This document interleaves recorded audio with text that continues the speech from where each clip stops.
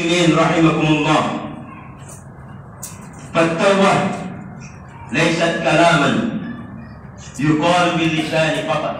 Maka sebenarnya taubat itu bukanlah hanya ucapan yang dikatakan dengan lisan. Fa yaqulu al-insan, maka ketika itu manusia berkata, tubtu ilallah, aku taubat kepada Allah, atau Allahumma tub alayya, ya Allah terimalah taubatku. Akan tetapi wa huwa musirrun ala maksiati, kan tapi dia tetap saja bergelimang dalam dosanya, terus menerus melakukan kemaksiatan. Ibadallah, falibadir ila taubah, maka bersegeralah untuk taubat, karena sesungguhnya cinta Allah, cinta